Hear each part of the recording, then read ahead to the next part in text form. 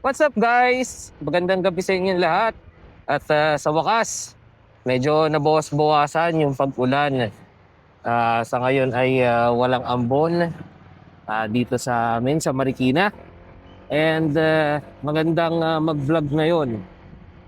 So meron kasing nagtanong doon sa ating comment section doon sa ating unang video na ano ba daw yung audio setup ko para sa vlogging setup natin. So, ano ba yung ginagamit kong audio? So, to cut the story short, guys, ang ginagamit kong audio is the DJI Mic Mini. So, connected siya sa ating, ito, dito sa Insta360 Ace Pro 2 natin.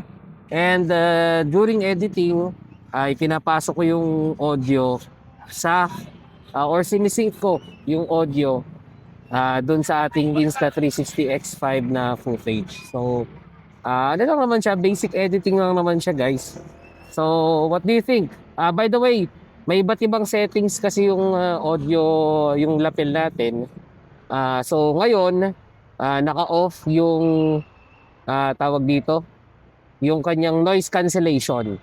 So, ito yung audio niya kapag ka naka-off yung noise cancellation.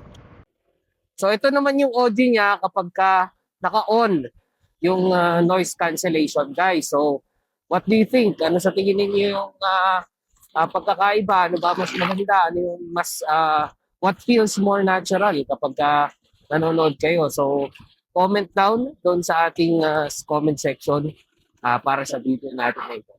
Okay? So i-grab ko na rin pala yung opportunity ngayon para makapag-shoutout yung ilang nagpapa-shoutout dun sa ating comment section sa ating previous video.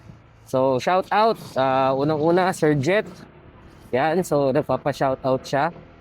Sir Russell, si Tol Mervin.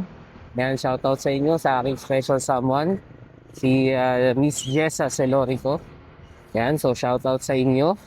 And shoutout na rin doon sa ating mga followers mula pa doon sa unang vlogs ko kay Gibo Moto Vlogs PH, yung sa mga nauna kong vlogs noon. And hanggang ngayon, nandyan pa rin sila or nagsusupport pa rin sila. Hindi man lahat ay nanonood ng video or tinatapos yung video, pero at least yung makapag-like sila, makapag-comment, and makapag-share, malaking bagay na yun. So, thank you sa inyong lahat, guys. Okay? So, I really appreciate it. And sana yung sa ibang content pa natin magkaroon din or ganun pa rin yung maging support ninyo, guys. Hopefully. Yan.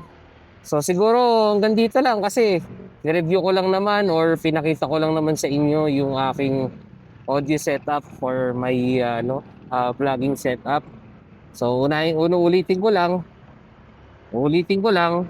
DJI Mic Mini 2 yung gamit nating lapel.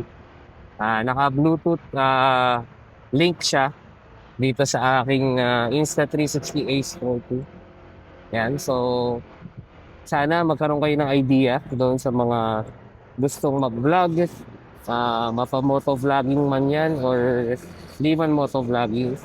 So sana may natutunan kayo, guys. Bye!